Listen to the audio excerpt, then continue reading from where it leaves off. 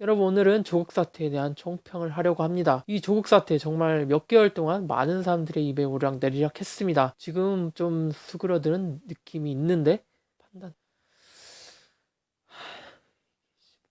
저는 원래 상태를 그냥 관망하다가 이게 사태가 종결됐다고 본인이 판단이 되면 그때 얘기를 하는 걸 선호를 하는데요. 이게 도중에 제가 얘기를 했다가 팩트가 전혀 제 얘기랑 반대로 하게 되면 저도 굉장히 민망하니까요. 아무튼 사퇴를 했으니까 이게 거의 끝났다고 생각을 해서 영상을 찍습니다.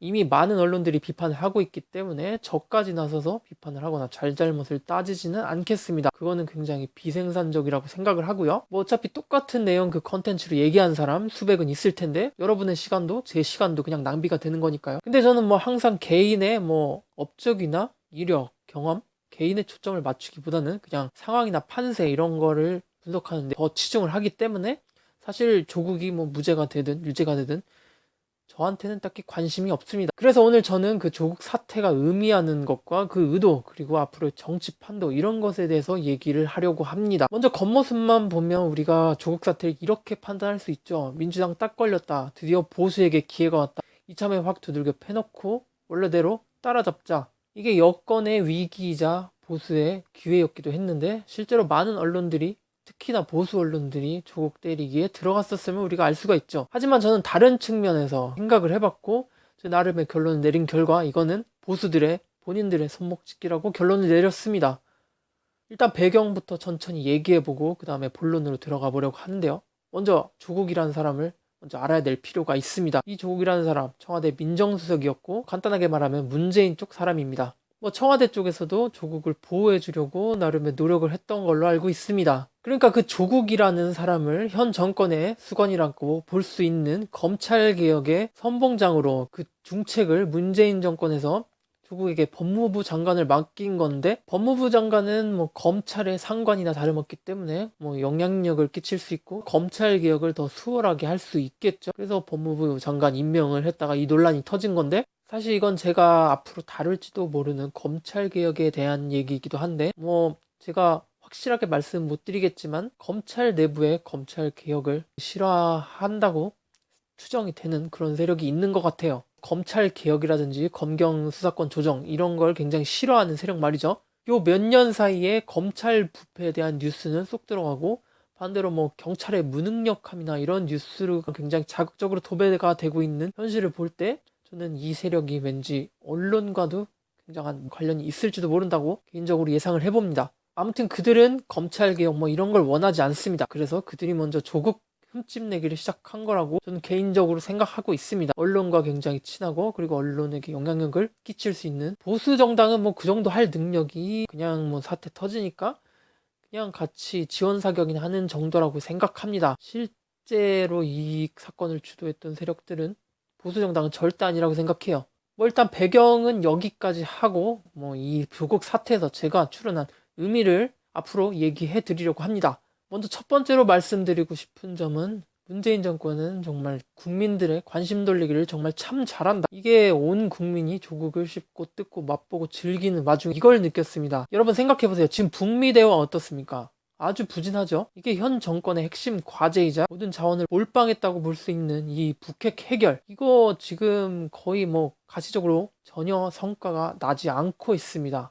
사실 경제 실패는 글로벌 여건이 안 좋다, 미국이 이러는데 어떡하냐 이렇게 변명이라도 할 수 있지만 외교 실패는 온전히 본인의 책임입니다. 그러니까 무능한 정권이라고 욕을 먹어야 하는 게 정상인 지금 상황인 거예요. 근데 지금 상황은 어떻죠? 조국이라는 미끼 던져주니까 모두 좋다 하고 거기에만 낚여있는 그런 느낌입니다. 이거는 솔직히 정부의 문제가 아니라 개인의 문제입니다. 그러니까 설령 정부가 꼬리 자르기를 한다고 하더라도 정부 문제가 아니라 개인의 문제다라고 도망가 버릴 수 있는 거죠. 저는 이렇게 타격이 그렇게 크지 않고 단발성 이슈성으로 끝날 수 있는 이런 문제에 자꾸 보수들이 욕을 하기보다는 좀 더 원론적인 문제에 접근해서 근본적인 정부에 대한 비판을 해야 된다고 보는데 이게 모든 사람들에게 이미 안 되고 있는 거는 다 알고 있고 그렇기 때문에 사람들에게 관심이 없고 흥미도가 떨어질 가능성, 그래서 이슈몰이가 잘 안 될 가능성이 많아요. 그럼에도 불구하고 꾸준하게 그걸 밀어붙이고 해야 할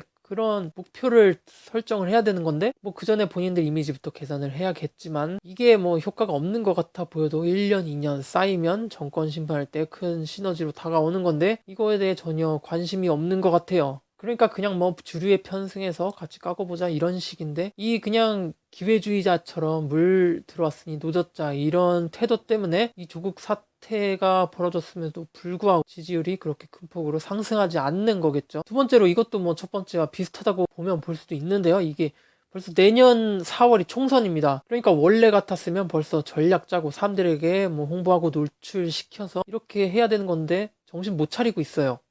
현 정권은 지금 가족 논란으로 민심이 얼마나 요동치는지 작은 실험을 했습니다. 그래서 만약 가족 논란, 이 똑같은 논란이 황교안 대표에게도 만약 생긴다면요. 그래서 만약 사태가 이렇게 된다면 제 예상으로 민주당이 현재 조국을 공격했던 세력과 같은 포지션이 돼서 똑같은 논리로 비난을 하면 할 말이 없게 됩니다. 조국은 그렇게 욕했으면서 너네 가족은 아무런 문제도 없는 거냐. 그리고 조국 트라우마에 갇혀있던 국민들은 또다시 보수들에게 등을 돌릴 수밖에 없게 되는 거고요. 이렇게 조국 때문에 보수는 또다시 패배할 수밖에 없는 변수가 또 하나 생긴 겁니다. 보수들이 집권할 때 그때 권력자들이 본인들의 자식을 편법을 써서 그런 방법을 사용할 많은 기회가 있었다고 생각합니다. 조국도 공직에 앉아 있었기 때문에 그런 게 가능했지만 여기서 보고 싶은 점은 민주당도 과연 그렇게 했을 것인가. 근데 민주당은 상대적으로 사회적 지위가 높지 않았기 때문에 그런 편법을 쓸 수 있는 그런 권한 같은 것 자체가 없었을 가능성이 높다고 생각합니다. 뭐 흑수저랑 금수저가 다른 것처럼요. 뭐 그런 사람이 있었을지도 모르지만 그런 사람들은 아예 민주당에서 내세우지 않을 거가 분명하기 때문에 저는 보수에게 오히려 불리하다고 생각합니다. 제 생각에 민주당은 그냥 조국 가족 논란 말고는 개인적으로 아무런 문제가 없으니 마치 농개처럼 이렇게 던져준 느낌도 있는 것 같아요. 마지막으로 윤석열 검찰총장 이 뭐 강압적인 수사에 분노하는 여권 지지자들도 굉장히 많은 걸로 알고 있습니다. 하지만 본질을 보면 좀 생각이 달라지실 수도 있을 것 같아요. 적을 속이려면 아군부터 속여야 된다고 윤석열 검찰총장 그리고 조국 전 장관 사실상 같은 편입니다. 뭐 제 생각으로는 윤 총장이 좀 과한 수사를 해서 보수에겐 일 확실히 하고 있다 이렇게 보여주는 의미도 강한 것 같고 반대로 정권에게는 무리한 수사로 검찰을 개혁할 합리적 명분까지 만들게 되는 뭐 검찰이 과하게 조사하고 그리고 조국 장관이 이거는 너무했다 시정하자 이러면서 검찰을 개혁하는 식으로 이렇게 빅픽처를 노려봤던 것 같은데 예상외로 민심이 너무 크게 요동쳐서 말이죠. 아무튼 약간의 트러블이 있었기 때문에 조금 차질이 생기긴 했는데 뭐 순리대로 갈 것 같습니다. 검찰 개혁 당해야죠. 정리합니다. 현재 조국 사태는 우리가 겉모습으로 보는 것 이외에 더 많은 의미를 담고 있습니다. 첫째로 조국 개인적으로는 아무런 문제가 없고 가족들의 문제는 직무를 수행하는데 아무런 문제가 없다는 사실. 그리고 둘째로 이 가족들의 문제로 국민들에게 공분을 얻는 실험을 했다는 사실. 이것은 앞으로 뭐 법적인 문제보다는 이미지로 먹고 사는 정당 그리고 국회의원 이 사람들에게 아주 큰 타격이 될 카드로 사용될 수 있겠죠. 마지막으로 검찰의 좀 무리한 조사는 검찰 개혁을 가속화할 가능성이 높습니다. 뭐 이게 윤 총장이 좀 무리한 수사를 시켜서 막무가내로 나가는 모습을 보여주고 그리고 조국 장관까지 사퇴하는 그런 그림이 만들어지면서 검찰에게 칼을 들 명분이 점점 생기는 거고 그렇게 그들의 빅픽처는 완성해 가고 있는 거죠. 사실 조국은 민주당 한 정당만의 위기가 아닙니다. 요즘 정치를 보면서 느끼는 건데 과거에는 상대를 때려 눕히기만 하면 그대로 승리를 가져가는 구도였어요. 근데 요즘은 상대방을 때려 눕혀도 본인들이 이긴다는 보장이 없는 것 같더라고요. 뭐 정당 대 정당으로 1대1로 정당하게 붙어서 이긴다. 이기면 모든 걸 가져간다. 이런 거 더 이상 안 돼요. 상대방이 우리 집에 불 질러놓고 저에게 와서 의도적으로 싸움을 겁니다. 한 방 먼저 날렸어요. 저는 당연히 되돌려줘야겠죠. 그렇게 상대방은 일부러 맞아줍니다. 제가 때리면 때릴수록 오래 때리면 때릴수록 저희 집은 잿더미가 되는 거고 결국 저는 이 싸움에서 이겼지만 상황은 상대방이 의도한 대로 만들어지게 되는 거예요. 요즘 정치 뭐 옛날 야인 시대처럼 1대1 결투 뭐 이런 거 아닙니다.